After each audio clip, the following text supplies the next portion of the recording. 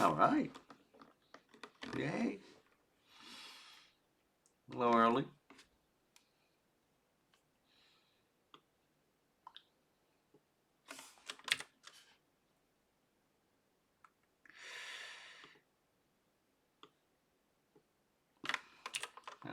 Yes. Okay. Yeah, we are on. Hello. A little early today. Okay. No, I don't want that anymore. Nope. Don't want that anymore.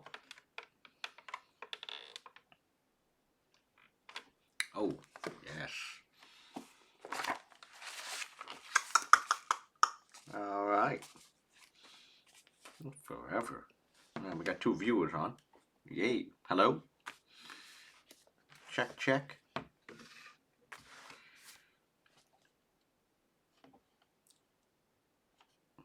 We got 2 viewers on. We got bad code examples today. Gonna turn on the light there. Still dark. Still dark.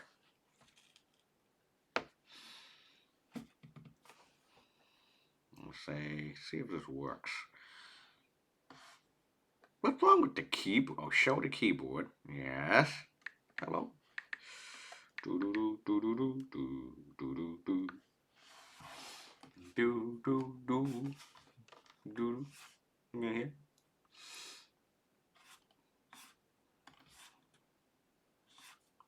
Hey, GD Rossi, how are you? Okay, you're the first one here. You know the drill. Mic check, audio check. Audio check, audio check. Are we sounding good? One more thing. Since you're here, since we got someone chiming in. All right, video check. All good. Okay, all good. It seemed like an eternity since we've been on. Looking back at the schedule, the last one we did was in October. It seemed like an eternity ago now. Yeah, sounds like it's been a long time. Good to be back. Good to be back. But at the same time, um, at the same time, what's also shocking is there's not much. There's not many classes left. Hey, Malaguna. Hey, Malaguna. How are you? 4:29 right now. I guess I can say, we have only today. Then we have another Twitch session next week. Then we have nothing during the week of Thanksgiving, for obvious reasons, a holiday. Then after that, there's only like two more Twitch streams left. So there's not many classes left after this. Hey, DD Band, how are you? Yeah, there's not many classes left. Not many at all. In fact, it's crazy because we didn't meet at all in person, and next week will be the first. Seemingly next week we'll meet in person on the Tuesday, but even that feels like an eternity ago. Not many classes left. All right, it's 4:30. Hello, everyone. Hello, we are finally back. It feels like an eternity ago since we were on. Yes. Um, yeah, welcome back. It's been. Hopefully, everyone had a nice week or two with the capture the flag game. We always have fun during that time. The usual spiel is hi, hello, I'm Ming Chow. Hey, Floon. Hey, Floon Goon, how are you? Been a while. Yeah, I'm Ming Chow, Associate Teaching Professor at Tufts, you know the drill. Yeah, I also, we are sponsored by absolutely no one. Yeah, we have no sponsors at all. That's nice thing. That's a nice thing. There's no like ads and stuff. Hey, Mystery underscore Flower, how are you? So we're finally back. So what are we going to do today? Today is hopefully not going to take too long. I think today is one of those really cool those days that it's really cut and dry today. It's cut and dry. The terminology becomes important, which leads to next week, and you will see why. But it's quite amazing. It's really quite amazing that I don't think today is I always think, yeah, today is kind of cut and dry. Yeah, there's a few demos and stuff. But I'm really, really surprised by how many students say that what you're going to see within the next 15 minutes is going to, I wouldn't say life changing, but it's they kind of blow you away. How many of you are actually learning C right now? Does anyone span a C? Anyone do programming for a living? Anyone do programming for a living? And people always say this today actually had more of an impact. Okay. All right. So 2 weeks ago, yeah, it's been like 2 weeks. I said we're going to start off looking at this example again. Here we are. Just a quick review. So I'm going to show you for the next 15 to 20 minutes, I'm going to show you two examples. Source code, three examples. Source code. All source code. Now, what we're not going to do for the time being is we're not going to run anything. Okay? So we're not going to run anything. We're certainly not going to compile and run this Java program. We're also not going to run and compile, well, actually I will, but not in the immediate state. I'm going to show you three code examples. Now, these three code examples that I'm going to show are bad code examples. Like, these are things that you should not be doing at all. And what we're not going to do for the next 15 to 20 minutes, well, we will after that. We'll take a look at these examples in code first. We'll pinpoint all the big problems, the vulnerabilities. Then after that, we run. Okay? Okay, so just a quick review. Here's the source code that I have. Java. This is twittertest.java. We're not going to run this. We're not going to even compile it at all. So just a quick review. Now this time I got line numbers. Actually, we have line numbers here. Pinpoint the vulnerabilities, the issues with this source code. Go for it. Now, you don't need to be a Java ninja or programming ninja for these examples at all. I mean, you should be able to look at the code, don't even run it, not even no compilation for that matter, and pinpoint the vulnerabilities and issues. G. Rossi says 4 and 5. There you go. Why 4 and 5? Well, 4 and 5 actually got not one but two issues here. Line number 5, you have a hard-coded password. Here we are in the year 2023. This is not okay. It is not okay to be still hard-coding passwords. And also usernames for that matter. In this case, it's also line number 4, which is a username and root. And you have a serious issue with permissions as well, too. When you're creating users for any system, you never ever, even Linux now has disabled logging in as the root user, physically as a root user. So you can't do a login as root. You can do sudo, which is different than full root. And what else? Line number 13, this is not okay. Line number 13 is mixing data and code. And this is line number 13 just spelled SQL injection as mystery_flowers, mystery flower said. These are like what Gita Rossi and mystery_flower, you both said, these are 5-alarm fires. Okay?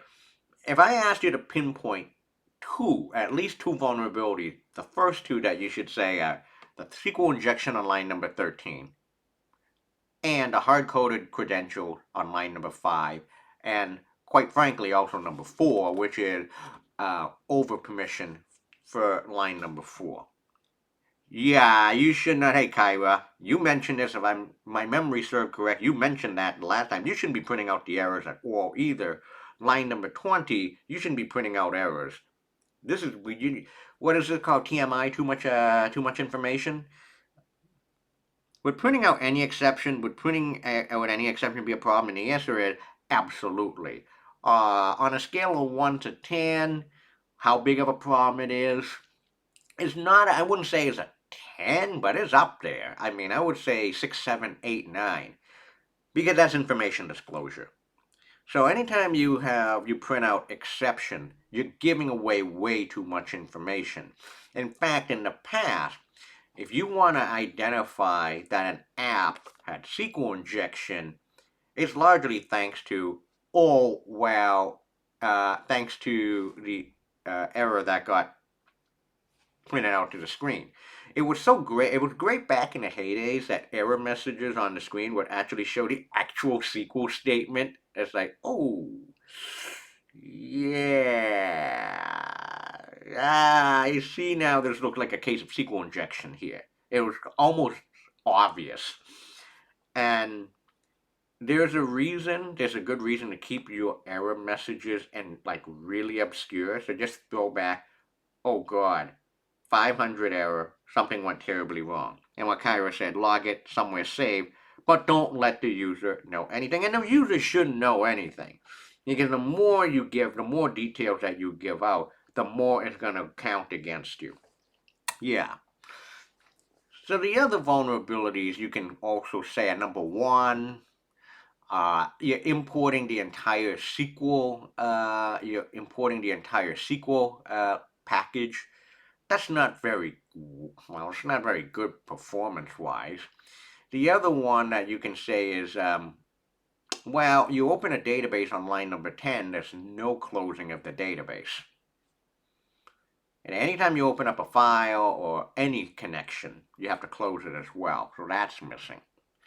So yeah, those are the biggest vulnerabilities, the biggest ones are the lines number 13 and then 4 and 5. That's really the big ones from here. But this is a good example of Java code that is just written horribly. And you may be wondering, is this stuff common? Oh yeah, this stuff. People write bad code all the time.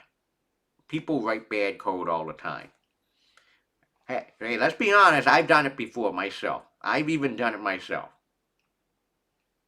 We all write bad code. We all poop. Everybody poops. Everyone writes bad code. But everyone's going to make mistakes. But there are just some mistakes that you just cannot make. Like the SQL injection on line number 13 or the hard-coded password on number 5. And also not using a non-root user connection. Now this is a Java example of bad code. All right, number 2. So I'm going to ask you for a choice. The next bad code example is, you want to see JavaScript or do you want to see C? Which one? Pick your poison. What example would you like to see next? JavaScript or C? Ooh, all right. So we have, just in by Twitter democracy. All right, look like we have 5 cases for C, and look like we have 2 JavaScript. All right, we'll use the C one next. All right, what I'm going to show you is an example of C. Whoop. Bing. I'm going to give you, take a few seconds to take a minute to digest this code. Pinpoint the vulnerability.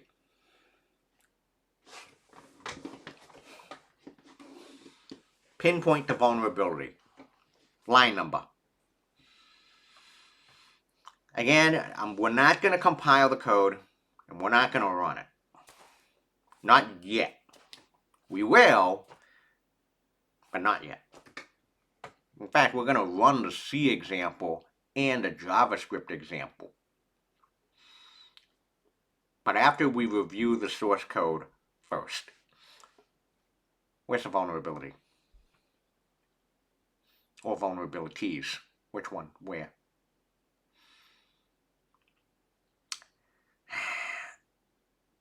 Mini PTH. Okay. Okay, I want to have a conversation here with Mini PTH. Ooh, interesting now. Mini PTH says right off the bat, strcpy is bad. Where did you learn that?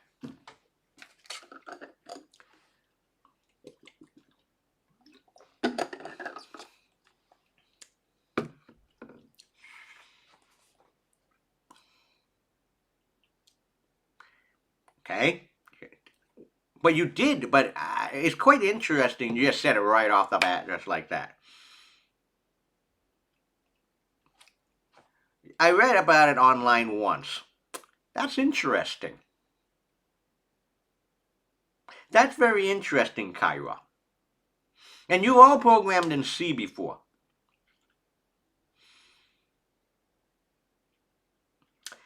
You know what? This is. Hmm. You know what, Kyra? It's. Sometimes. What really bothers me is that I think we all get we get a somewhat of a we get a pretty decent education on Reddit. It's amazing. And it's just amazing. It never ceases to amaze me how many people always say, I've never learned, and no one, and I mean no one in an academic institution have ever told me that a function like stir copy is bad. So, the real crux of the matter, the real crux of the problem is line number 16. Is okay, and you don't need to be a ninja or C to actually you don't need to be a C ninja at all. But what this does, it just has two character buffers, two arrays. A buffer is an array; they're the same thing. Um, you have two buffers in memory, two allocation of memory. argv is user input, and what line number 16 is copying user input into the array buffer underscore 2. Now, let me go into a little bit of details to explain why mini PTH, they say stir copy is bad. The reason why stir copy is bad, why stir copy is really bad, and a big source of problems of issues in programming languages like C and C++, there's no bounds checking. There's no bounds checking at all. And now perhaps it is a good time for me to explain to you and to introduce to you to something called the dirtiest of the dirty C functions. Look, there is I like to tell people, C, you can do a lot of dangerous things. You can do a lot of great things in C. You can also do a lot of dangerous things. You also have to know what's good and what's bad to do. Bounds checking. Rose Phoenix. Bounds checking. Bound. B-O-U-N-D-S. Bounds. Checking the length of the input. That's what bounds checking is. Length check. That's what I meant. Yeah. Rose Phoenix is length checking. Remember, user input in this case, and in most applications, there is no, the length of your input can be anything. But in this case, buffer underscore 2 have a length of 8. So imagine the case of what happens if you type in something or have a user input that is something that is 10, 12, 13 characters long. Oh yeah. Let me introduce you to something called the dirtiest of the dirty. And I like this guide I like to show to people. The dirtiest of the dirty from CERN, actually. The world famous CERN. This is an old guide, and there's no need to update this. Okay, let's talk about C vulnerabilities for all you C programmers out there. Most vulnerabilities in C are related to what we call buffer overruns or buffer overflows and string manipulation. Today we're going to focus on buffer overruns. I'm going to run a little bit about buffer overruns. Next week, just on a side note, former student will be giving a training on taking advantage and exploiting buffer overflows. And this is going to be a workshop done by the IEEE club at Tufts. Anyway, in most cases, this would result in what you call, how many people have ever have created programs that have done something called segmentation faults? but specifically crafted malicious imports that adapted to the architecture and the environment would yield arbitrary code execution. Yes. Binary level exploitation. Yes, yes, yes, yes, yes. There's some really fun buffer overflow bugs you can actually exploit in a lot of Nintendo GBA games. Yeah, there are videos on them, and the one I remember, like Super Mario World, is like you can do some like crazy stuff and that. That's not a Game Boy game. That's just an SNES game. But this stuff is a lot of fun. I wish I learned and did more of that stuff in my younger days. All right, so here's some of the dirtiest of the dirty function. How many people have ever used the function getS? The standard IO getS function does not check for buffer length and all result in a vulnerability. So here's an example of vulnerable code. The mitigation is prefer using fgets and dynamically allocated memory. Okay, so there you go, and here's a lovely strcpy. String copy. The strcpy built-in function does not check buffer length and may very well overwrite memory zone contingent to the intended destination. In fact, the whole family of functions is similarly vulnerable. Strcpy, strcat, and strcmp, string compare. So here's a vulnerable code. You have a buffer 1 that is 10 a length 10. Then you have another array that has 1, 2, 3, 4, 5, 6, 7, 8, 9, 10, 11, 12, 13, 14. Anyway, more than 10 characters. And you try to copy 14 characters into 10 characters, and yeah, you got problems. Okay? The best way to mitigate this issue is to use strlcopy if it is readily available. The biggest difference between strlcopy and strcpy is that strlcopy takes in a length to do a length check. Okay? In fact, even if you actually don't have a compiler that supports a version of strcpy that has a length check, you can build one yourself. Okay? Another and maybe less convenient way is to use stern copy, and not strl-copy, but strn-copy would prevent buffer overload but does not guarantee no termination.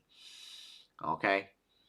sprintf, just as the previous function, sprintf does not check the buffer boundaries and is vulnerable to overflows.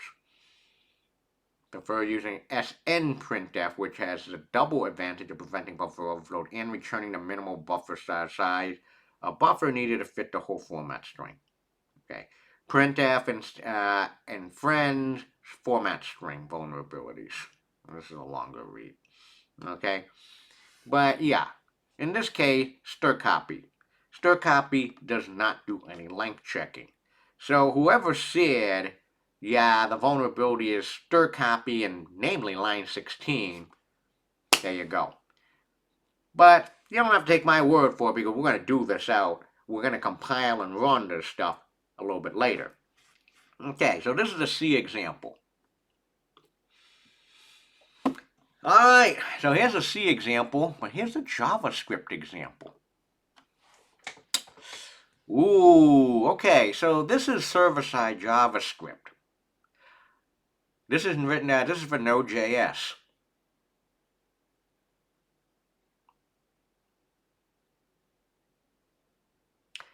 We're not going to run this yet, but where's the vulnerability?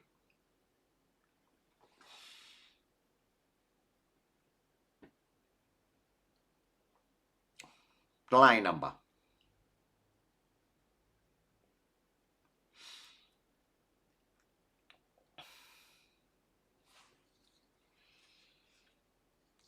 Line number.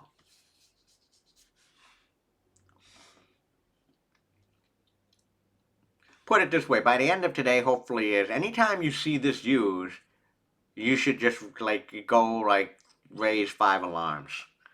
We got 7 data plus. Yeah, I mean, you have string concatenation on line number 7. Okay, maybe, but it's something worse. A lot worse. 7, but leads to what? Oh! Oh! Oh, okay, now it's 7 and 12, line number 12. 12. Alright. Okay. If there's going to be something to take away. Again, we don't even need to run the. As you notice from the Java example, the C example, and the JavaScript example here, we had no need to compile the code, execute the code, or run the code. We have no need to do that. And we can pinpoint the vulnerability just like that. Okay. Here's the issue. Line number 12. Line number 12, yes. It's the eval function. Have anyone ever used eval before?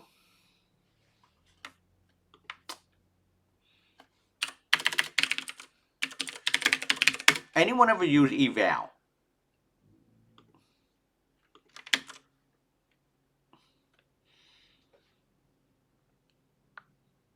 Okay. This is what I tell everyone. I don't care who you are. I don't care what people say. Eval is evil. Eval is evil. I don't care what anyone says. Now I'm going to show you. Okay, so what eval is. Eval is a function that is actually available in almost all programming languages. I don't care if it is. There's an eval in JavaScript. There's an eval in C. There is eval in PHP. There is eval in Python. And if you ever take a look at the documentation for eval, any documentation for eval, you will see that there is always going to be a big security warning. PHP eval.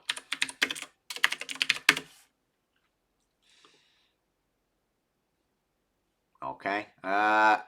C eval function. There's C eval function? I think there is. Yeah, there is. Or you can hack it. Okay, what Python eval?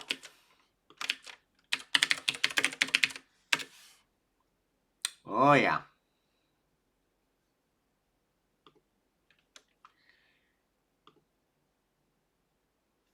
Oh wow, I'm shocked.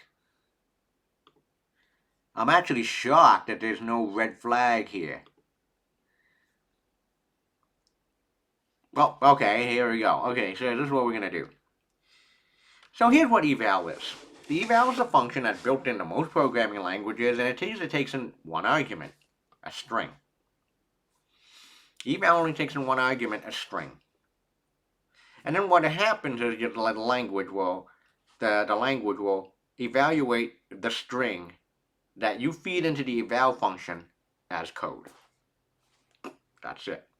The eval function evaluates JavaScript code represented as a string and returns its completion value.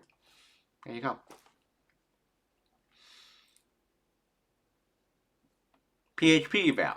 Evaluate the string as code. So now you know that eval is just a function that takes in a string that evaluates it as code, whatever code for that programming language. And here you go. In PHP, the eval language construct is very dangerous because it allows the execution of arbitrary PHP code, and that's discouraged. Oh, God. That's a great question. Is there a legitimate use for eval? I don't understand why someone would. Okay. So, the answer to your question is yes, there is. Of course there is. I mean, the problem is, you may be wondering, okay, but we have this documentation. I mean, even Python also here minimizes security issues of eval. So we clearly now know that across the board, you get warned if you use eval.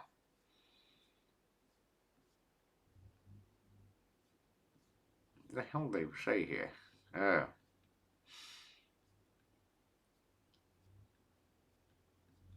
Hold on. Math expression. Okay, eval is considered insecure because it allows you or your users to dynamically execute. Okay, we already know that. So, the answer is, I know that one of the legitimate users, if I'm not mistaken, the JSON parsing library uses eval. The JSON parsing library for JavaScript uses eval. Hold on, not done.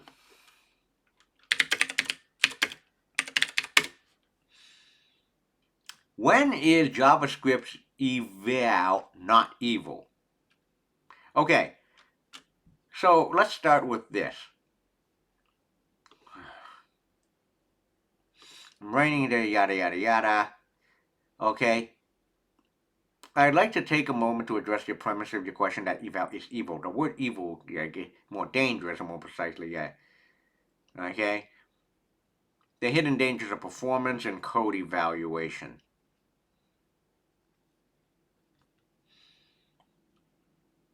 Eval is an evil. Okay. In the case of JSON, actually, okay. Let's do legitimate uses of eval.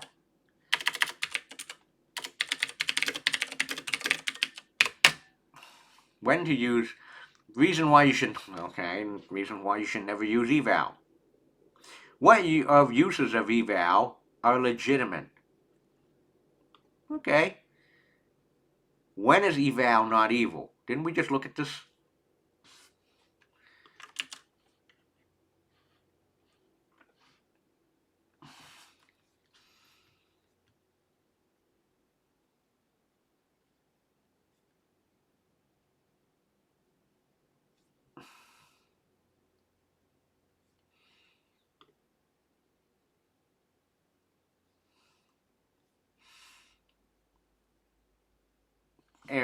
I don't know. It says expression evaluator.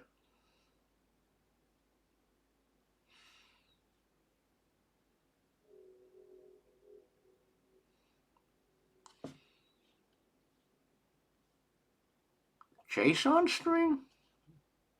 Yeah, but we already have JSON parser for that. So the good question is, or the answer to your question is, Guile, it's one that is really hard to find a good example for. I mean, I just know that, well, using eval from executing JavaScript from a string is a big security. Yeah, we know that, but we're looking for real good version, a proper use of eval. I just know off the top of my head that the JavaScript, the JSON parser uses eval. That's about it. So I guess that you can use that, but otherwise, I'm not sure. It's a good question. So Benj, yes, I don't understand why someone would use it. I mean, I guess we've been told, and I'll show you in a few minutes why it's not a good idea to use eval. But the only legitimate ones that I know of is the JSON parser. It's a good question. JSON eval. Eh? Yeah, but you're more. Okay. We already know that. All JSON to parse implementation. There you go. Okay, so the advantage of these that verifies the argument. Okay, so I know Doug Crockford actually did a lot of work with that. So, all right, so that's that. So now we have seen three code examples. We have seen three code examples: C and Java. All three had vulnerabilities that we just pinpointed right away. And all three cases, and we've done for what, 30 for half an hour yet, didn't need to compile, didn't even need to run the code. Didn't need to do any of that. And you were all able to pinpoint the vulnerabilities just like that. It is very, very possible to just pinpoint vulnerabilities without even running or executing or compiling code at all. Yes, in these cases also, they are very small programs, sort of like 20 to 30 lines long at the most, so you can just eyeball the vulnerabilities. But what if you had tens of thousands, if not millions of lines of code? You can actually do the same as well. Not with your own human eyes, but do it automated using a program.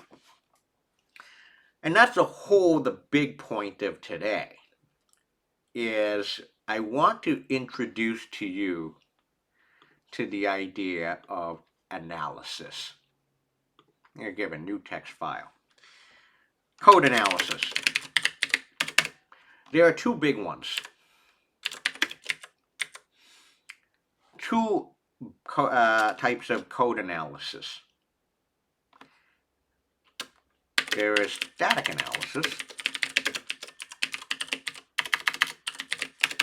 and there's also dynamic analysis. Okay, there are two. Static analysis and dynamic analysis. The important takeaway for today is, while not only knowing the dirtiest of the dirty functions, like you should not use, like eval and stir copy, but also these terminologies is static and dynamic analysis. You gotta know these. So what's the difference? We just basically did static analysis. Static analysis is better known as code scanning. Okay? Here is the important point. Here's the key point of static analysis. There is no actually, key point number one, no execution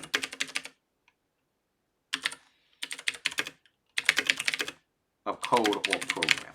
That's key point number one. There is absolutely no execution of code or program. Key point number two, okay, 100% code coverage. I mean, you take a look at what we just did. I mean, okay, 18 lines of code, we just glossed through it. 21 lines of code, we just glossed through it. 23, 24, 25 lines of code, we just glossed through it with our own eyes. 100% code coverage. We were able to take a look at each and every line of code.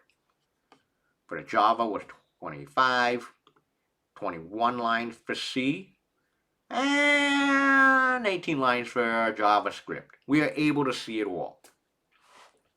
Okay?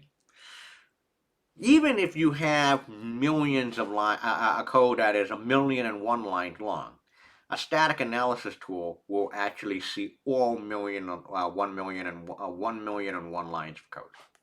Static analysis will always have 100% code covered, every line of code. Okay? Another thing that I want to let everyone know, okay, you can do static analysis. Of course, the easiest way is if you're given the entire source code of something like our Capture the Flag game. Hint, hint. Okay? Can be done given entire source code. That's almost like duh. Or given a binary of a program, the executable, the exe. Wait, what? Yes, static analysis can be performed on an entire source code base, given an entire source code of a program, like Facebook, for example. That's like millions and millions of lines of code. Or if you're given a binary of a program like Word.exe. You may be wondering, what the hell? Why? How can you do that?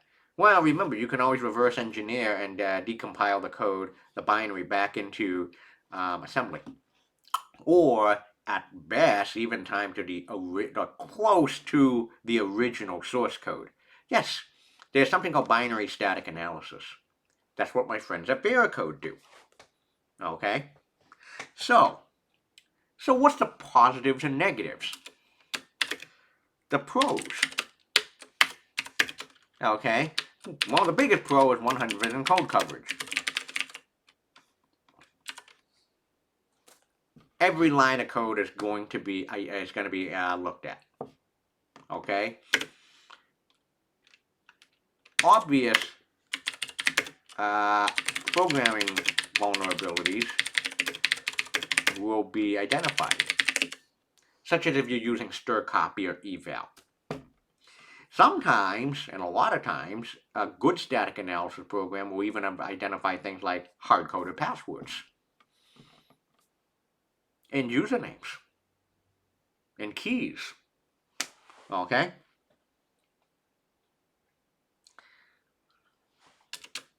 You can even write your own.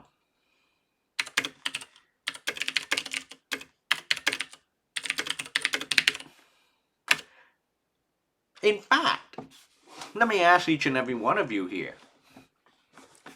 I'm sure some of you have already written a static analysis tool. Who has taken the programming languages course at Tufts before? Who here at Tufts, if you're a Tufts student, have you taken CS 105 programming languages? Have you?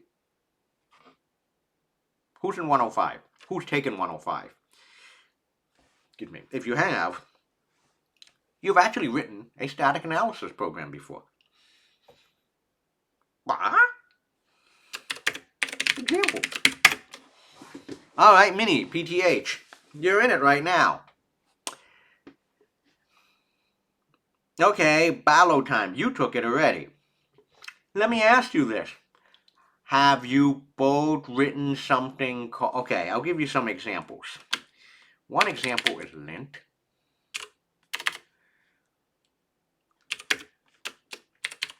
Infer. I'll show you a bunch of examples. There's so many to list. Veracode. 19 deploys and employ code review steps in the... Yep. Many development team employ code review steps in the cycle in which would be good. Absolutely. Since you're here, Kyra, we'll talk about the cons, of course. But I'm going to put another example. I'll tell you another example you'll like. For all you folks who have taken programming languages or is in the course right now, CS 105 at Tufts, have you ever done something called the type checker?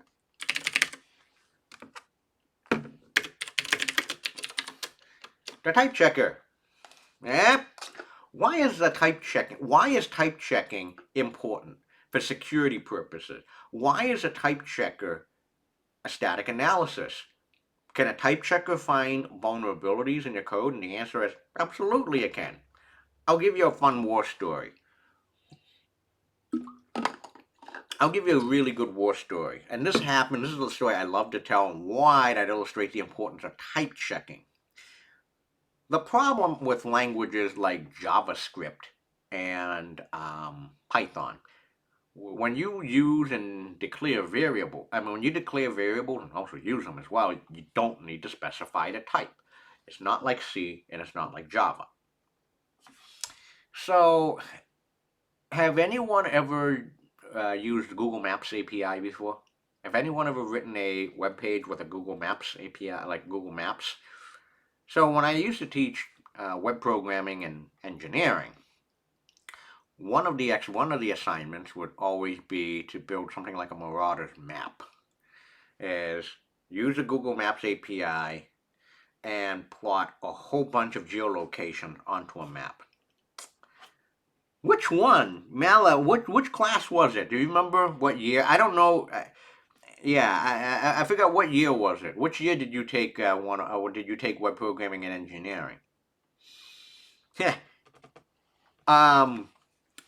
So was it last? Damn. Okay.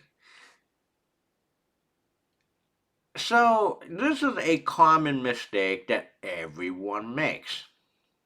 So when you're using latitude and longitude, like latitude, longitude on a map, what is latitude? Latitude is negative 90 degrees and 90 degrees, and longitude is negative 180 and positive 180. I think that is, yeah, positive 180. What is the date? What is the type? What is the data type for latitude and longitude? What should be the data type? Should be a double, right? Or double, a floating point.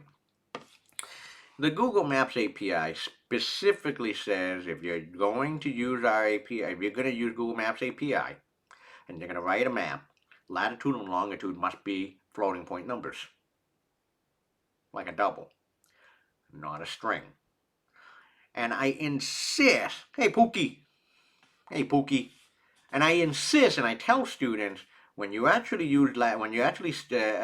taking user input, and user input from a web form is always a string. Be sure to convert the type from string to a floating point, to string to float. If you're going to send in latitude and longitudes into the Google Maps API as strings, your map crashes. And a lot of students, you won't believe how many students mess this up. They don't listen. They never, convert the latitude and longitude inputs from string to floats. They store the strings they store the latitude and longitude as strings in a database, and then when they actually try to use the latitude and longitude in the Google Maps API, the map crashes. That's why type checking is so important. Especially for latitude and longitude, gotta be floating point numbers. Either a float or a double. Okay? The problem with cons is this. A lot. Here is for Kyra, for your team, a lot of what they call false positives. A lot of results that you don't care about. Okay? And, okay, can't prove that,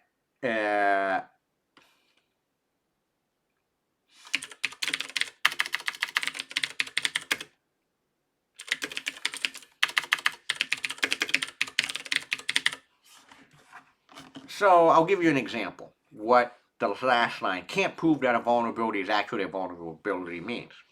The good example is the C example. This example right here. You eyeball this and you can say, oh, the vulnerability is stir copy. So what you can actually write is like speaking of, write your own with grep. Okay, that's a static analysis tool. Write your own script or tool and just use grep. So you just write a program, just look for all these bad dirty words like stir copy. And it's like, all right, I found, bing, bing, bing, I see a stir copy using line number 8, line number 9, line number 16. There you go. So you have, in this case, you have 3 vulnerabilities. One is line number 8, one is line number 9, one is line number 16. First of all, line number 8 and 9 are really kind of innocuous. They're like harmless. The real issue is line number 16 to use the stir copy because, but then what it does, which is like, nah, you have a vulnerability because you have stir copy. But it actually doesn't do the actual showing of where the vulnerability is, which is what we're going to do next. Okay? So it can't do it out to show you, hey, line number 16 is a serious vulnerability. Can't. Here's another con to add to it. Yes, while you have 100% code coverage, won't be able to find configuration issues. So, if you misconfigured the web server or you misconfigured this piece of program and there some things go completely wonky, static analysis tool will not be able to find that. Okay, so static analysis. The key point number 1 is there's no execution of code or the program. None. No execution, i.e. running code or program, is 100%, and also 100% code coverage. But the pros and cons are pretty well documented. Okay? The pros is it's a code scanner. Can identify really glaring vulnerabilities right away. But the problem, it makes a lot of freaking noise. Lots and lots and lots of noise. Okay? And in fact, if you're ever wondering, folks, If we only relied on code review, static analysis, we ship so many bugs. Yeah, yeah. If we only rely, we ship so many bugs in bed. In fact, for that, no. There's a couple of articles, a couple of readings here. This is from a friend and one of my mentors, Chris Weisopo. He's the CTO and co-founder of Veracode. You can read what they do for static analysis. Here it is. Static analysis of software performed without actually running the program. Full coverage of the entire source code or the binary. In theory, having the full application knowledge can reveal a wider range of bugs and vulnerabilities and trial and error of dynamic analysis. Okay, thanks, Chris. Oh, yeah. Trial and error. Okay, impossible to identify vulnerabilities based on system configuration that exists only in the deployment environment. Okay, but there is also Tales from the Crypt, which is Lessons of Building Static Analysis Tools at Google. This is a good read. Do you ever want to know what it's like for static analysis to work at a place like Google or GitHub? You got these articles. Eddie is a Tufts alum, actually. And yeah, software bugs. It's a good article, it's a long read. And also what it's like at GitHub.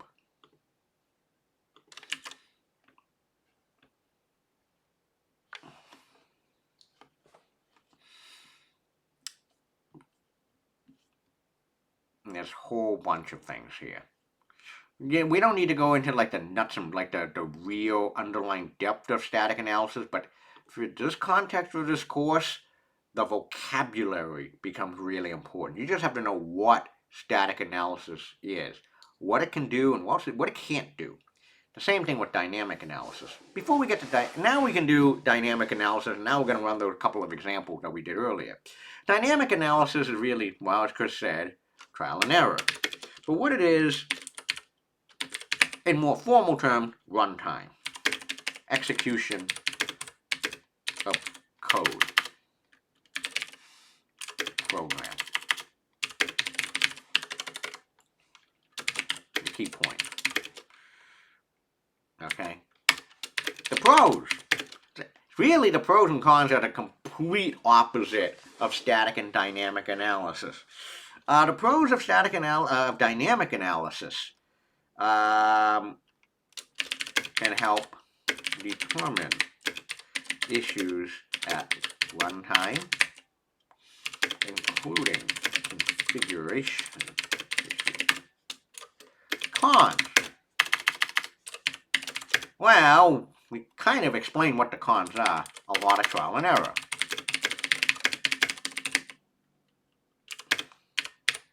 And this, no 100% code coverage. Yeah, I mean, it is very possible that there will be sections of the program that will never be run, even with a lot of trial and error. It's also known as dead code. It's a lot of trial and error. The quintessential example of a dynamic analysis example tool is, you've all used it. I'm sure most of you have used this this tool. Okay? This is probably by far and away, the most famous dynamic analysis tool. Hey Kyra, did you take Introduction to Computer Science? No, did you take Data Structures at Tufts? Did you take the Data Structures course at Tufts, which is CS15? Valgrind. Did you take it? You did. Okay. Do they use Valgrind in 15?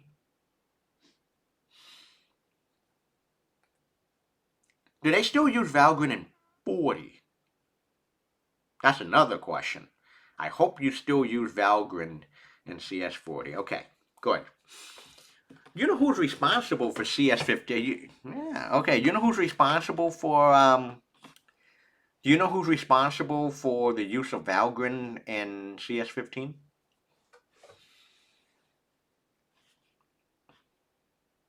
Anyone know? Anyone take a wild ass guess? Who do you think is responsible for the use and implementing the use of Valgrind in CS15? Anyone? Take a wild ass guess.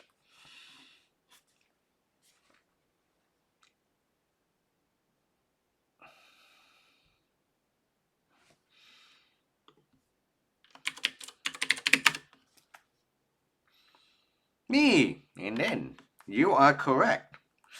I taught, here's a fun story for each and every one of you. I taught data structures from 2011 to early 2015. Yeah, I was a young buck at that time. And for years I complained about, for years I complained about the jump from 15 to 40 is just an abyss. So 15 was one of my favorite courses when I was an undergrad and when I was a freshman. I took CS 15 when I was a freshman, fall freshman year in 1998. And I absolutely loved it with Alpha Couch. I want to give a shout out to him. And then I saw what was happening at Tufts. It was like students were taking 15 and they weren't prepared at all to take 40. And I took over for a couple years and I liked it. I actually really liked it. Um, and I did a lot more hands-on labs. We did labs like the dungeon. Uh, Students had to implement an associative array, also known as a hash map. You had to write your own hash table. Those were fun times. But one of the things that I did was, yeah, like for each and every assignment in CS15, you had to use Valgrind. And if there was a memory leak or you're dumping core, you got a 0 on the assignment. What is the significance of the numbers and the name of the course? Is there yeah, 15 is any number that is under 100 is undergrads only. Any number that is greater than 100 is for grads and undergrads. So data structures is an undergrad course only. But even for years, it was always 15. 11 is the Intro to Computer Science course. 15 is data structures. Don't worry about our numbers at Tufts. They don't mean a whole heck of a lot. Unless you go to MIT where the numbers are world famous. Stanford is the same way. But I think they kicked me out of teaching data structures because they wanted more theory in the course. And one of the things that I absolutely am not good. No, my weakest part is the theory part. But still, I had a great time. I had a great time. I did whatever I wanted to do. But they just wanted someone with more theory and someone that was the strongest suit was the data structures course. I like to tell people like, hey, we're on a roller coaster. Like I took the course students on a roller coaster and no one died. In fact, quite a lot good came out of it. Yeah, after 40, you feel 40 years old. you know, uh, you know who and now I can also say I've never said this to anyone, but for years I stole. I mean, when I taught 15, um, I wanted to implement Valgrind in the course, which it still is now, still being used. But I stole so much stuff from Norman Ramsey. Um, that's why I owe him the world these days. And yes, he's retiring. His retirement party is in December. And I told Norman recently, is like, hey, remember, you're the one who taught me that great art, like good artists copy, great artists steal. And I tried to just steal everything, a lot of stuff from you. And I thank him for that. In fact, it was CS40, the father of the course was Norman Ramsey. And so he was the one that actually got the ball started with making students use Valgrind. So here it is. Valgrind is an instrumentation framework for building dynamic analysis tools. But these Valgrind tools can be automatically detect many memory management and thread bugs and profile your program in details. Yeah, Valgrind is one of the quintessential tools out there. I'll come back to this a little bit later. But now, perhaps, it is a good time for me to explain to you, let's do some dynamic analysis of the two programs that we had, the server.js and the vuln.c program. All right, here I am. I'm on this SSH server that I have, or anything called dirty work. Yeah.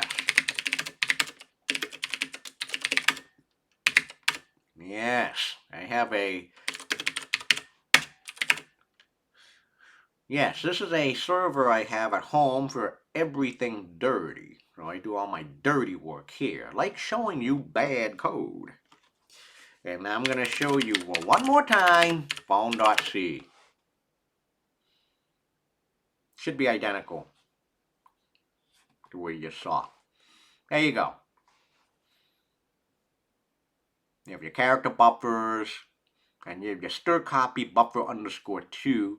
Okay, copy the first argument into buffer underscore 2, which is the input. All right, seeing there's no more comments, let's have some fun and just run this shit. GCC minus O vuln a bowl vuln.c, and we're going to create an executable called vulnerable vuln.c. No compilation errors, no nothing. Vulnerable with no input. Are you ready? Vulnerable, I should put in one character, right? Like a letter A. All right. There you go. Buffer underscore 2 contains the string 2. Okay. Buffer underscore 1 is at this memory address and contains the string 1. All right, that makes sense. All right. Looks good. Copying 1 bytes into buffer underscore 2. Remember, buffer underscore 2 has a maximum of 8 bytes. All right. And the value value is at this memory address, and the value is 5. All right, that makes sense. So far, so good. So far, so good. All right. What happens if I have two ways?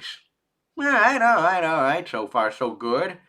The user input is 2 characters, 2 bytes, 2 days. Buffer underscore 2 is at this memory address and contains 2 ways.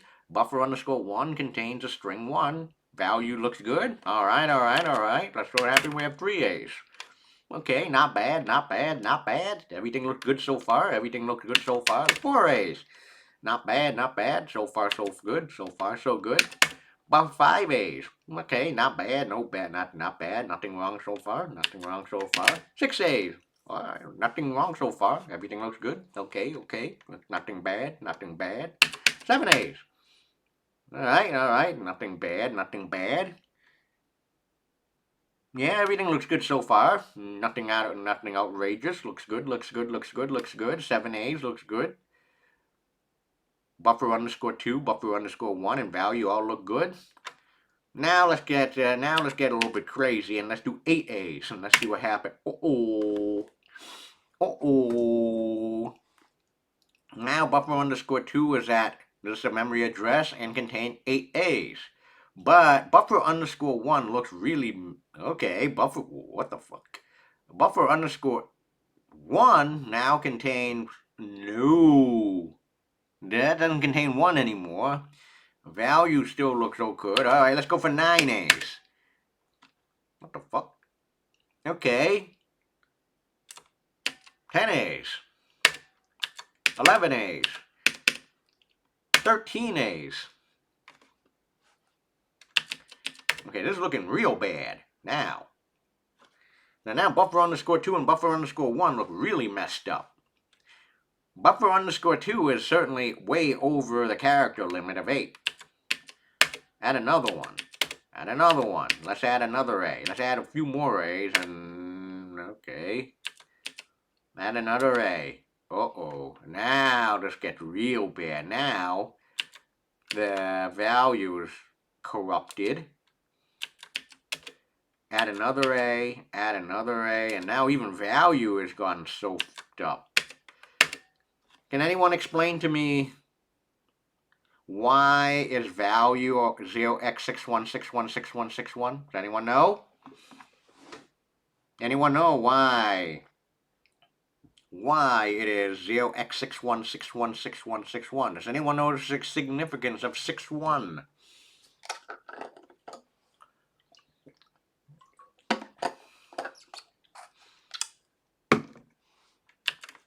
Let's add another one. Eventually, this program is going to bomb. Yeah. The ASCII value for lowercase a is 61. And now, what is this vulnerability that I've been demonstrating here? Hey, buffer underscore 2 and buffer underscore 1 and also value are way over the limit. What's this vulnerability better known as? Anyone know? There's 2 words. This is just standard buffer overflow. Buffer overflow. Memory addresses all over the place. Oh, yes. The memory addresses are all over the place. This is your standard what they call buffer overflow. When you're going way over the allocated character limit. Hell, remember, buffer underscore 1 is only 8 characters, should be only 8 characters long. Buffer underscore 2 is only 8 characters, should be only 8 characters long.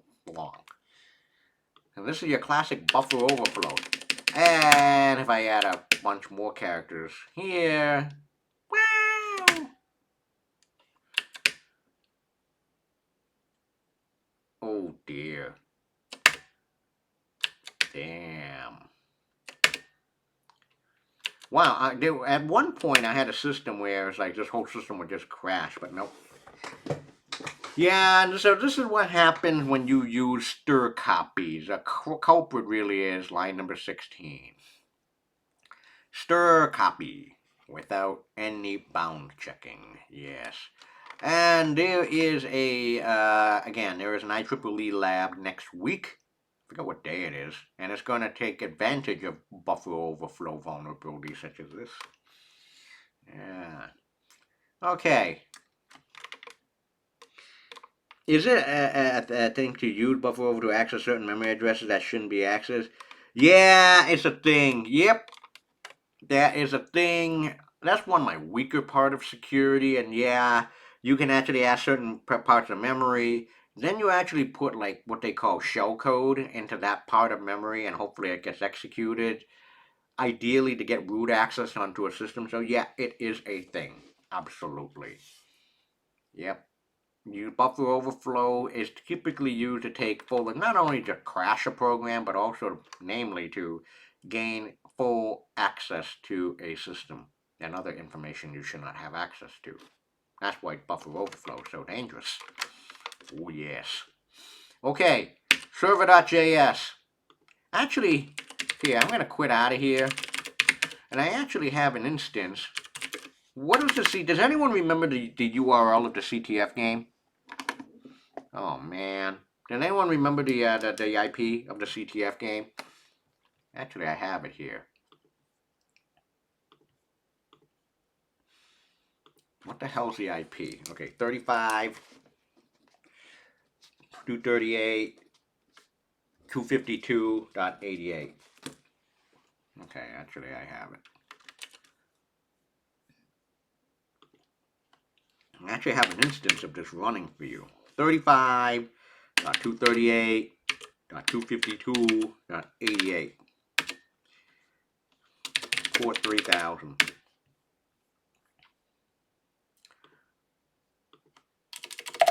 SSH CTF. There you go. There you go. More server.js. Eval. I'm going to run node server.js. I'm going to run it for you. So what will it do? You need to, okay, so I was looking for the HTTP request method post. Okay.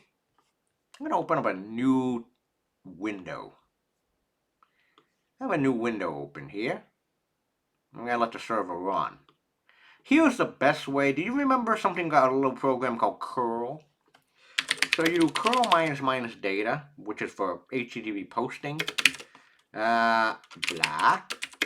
And then you do something called, so now I'm going to send blah, some data. Has to be in double quote or single quotes.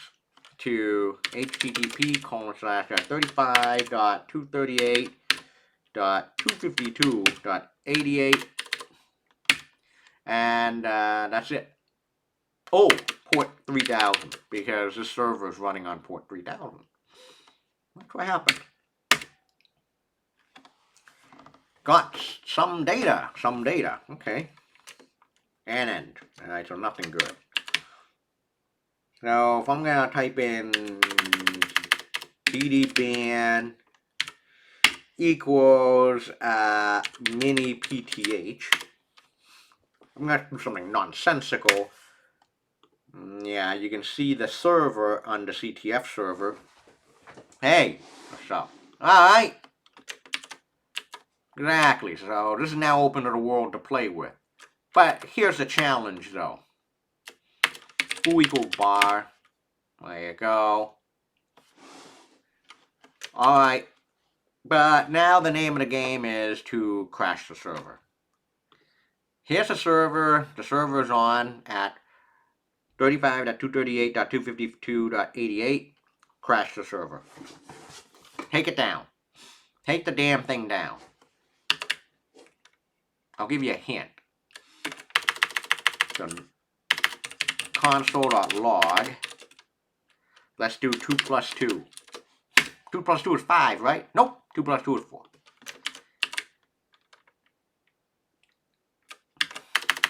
$256 times 256, that's 256.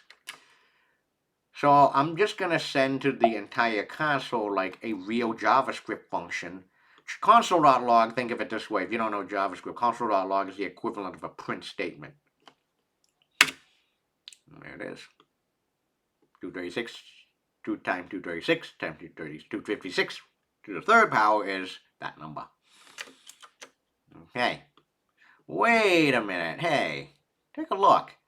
I have request and response are actually built into server-side JS. What if I did this?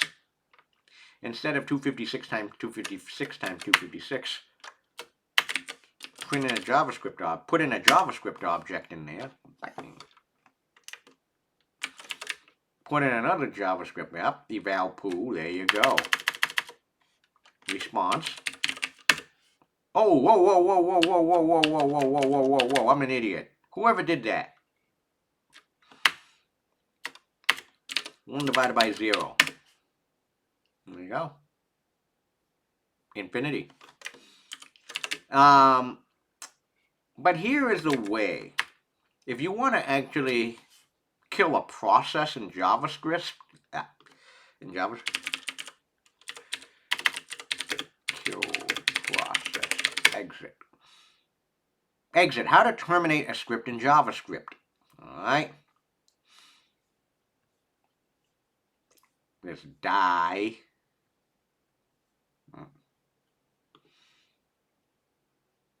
Oh, it almost worked. Return process.exit1. Alright, what happened if I did that?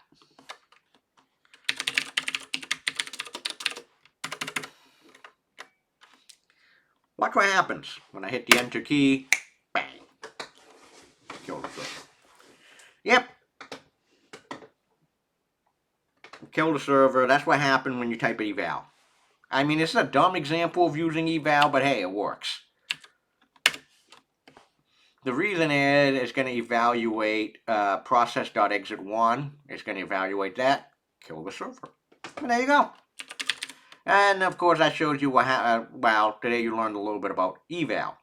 It just takes in a string argument, executed as code, and you can do some nefarious things with it. All right, so where are we going with this? Well, let me give you some examples of static analysis tools. Lint. Lint is anyone ever used lint before for clothing? Well, that's what linting is for every single each and every single programming language has what they call a linting tool. Linting tool, what it does is code quality and coverage. Linting is typically a very famous static analysis tool. So for JavaScript, it's JSLint. But every single language and every single programming language in the world has a what they call a linting tool. So if I actually go and copy all this JavaScript code into the JSLint, and here I'm going to allow, JSLint. Here it is. I just copied and pasted 18 lines of JavaScript code, and here you go. A lot of warnings. Undeclared require. Use tab, not space. This stuff is so common in static analysis tools. Yep, so now I'm showing you static analysis tools and what are some of the cons. Use tabs, not space. Use spaces, not tabs. Undeclared console. And you got an unexpected eval. There you go. Alright, there is a CLint is a... What's the right CLint these days? What's the best CLinter? Okay. Lint. There it is. Lint is a computer software static code analysis tool used to flag programming errors, bugs, stylistic errors, and suspicious constructs. Blah, blah, blah, blah. So the original one of the originals was a CLinter. But there's a bunch of other static analysis tools that are out there. So many of them. Sorbet. If you do Ruby on Ruby programming, this was written by Stripe. Okay, Stripe actually has like millions and millions and millions of lines of code that's written in Ruby, which is famous, you know. Unfortunately, we are starting to see Ruby come apart as it seems. New engineers find it hard to learn code bases. We're scared to make sweeping changes. Yada yada yada. 15 million lines of code spread out 150,000 files.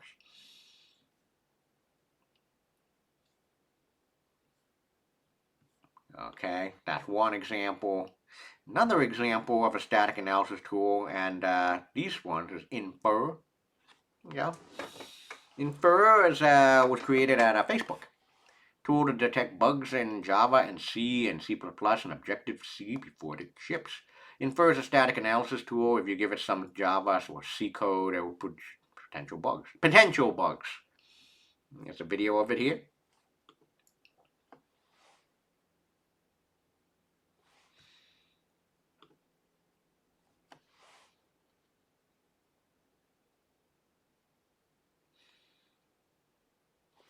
How long is this thing?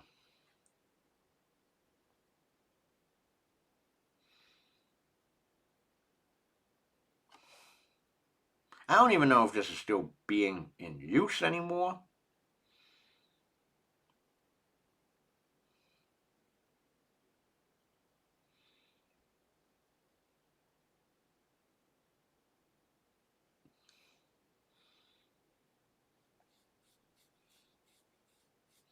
Ooh.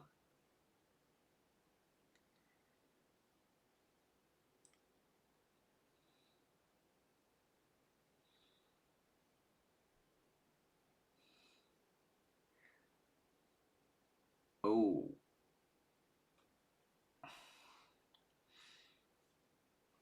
Okay. And that's that. So Infer check for null pointer dereferences, memory leak, coding convention, unavailable API, list goes on. What else? Flow, static type checker for JavaScript. So if you actually want to, TypeScript now is this thing, but Flow is a static type checker for JavaScript.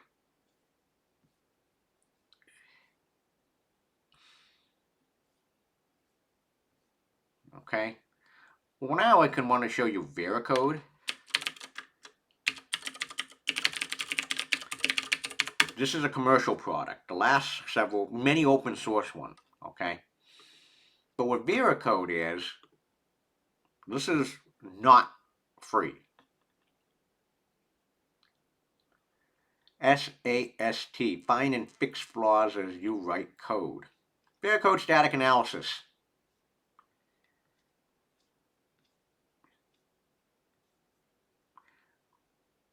We used to get a free copy of Veracode for this course each and every year, but now it's like, I guess the salespeople actually changed and it's hard to get a reach of them. But what we used to do back in the heydays was after the CTF game, I actually would require everyone to send the entire CTF code base to Veracode. It'll provide a detailed report. The outcome is just upload the zip file of the CTF game. You can do this for any app that you have or build. So I had a former student, Patty Doyle, who wrote a project on a Facebook follower counter bot. She wrote this in Python. This was in 2018, 2000, I printed this a number of years ago. And so here's a detailed report. Application, there's an executive summary, summary of flaws found, action items. Yep. Here it is, flaw type by severity and category, code injection, very high, and then a cross-site scripting, cryptographic issue, directory traversal, and that's a number of instances. So let's look at code injection. Code injection flaws, the associated CWEs, instances found by way of the static scan, where in the zip file, it just rips up the zip file. Take a look at the launcher.py. Well, that is in the source code line number. All right, one more, I think, and that's it. Yeah, I mean, it's built into, code scanning is now also built into Facebook. It's sort of built into GitHub. So, now, where are we? Where do we want to go next? Code analysis. There's lots and lots of static analysis tools out there. Do you need to know this? Are we going to use static analysis in this course? Not only for these technical risk analysis for after the CTF game, but for the last topic. Static and dynamic analysis directly leads to the final big topic of this course, malware. See you next week. Take care, all. Thank you. Yeah, stop streaming.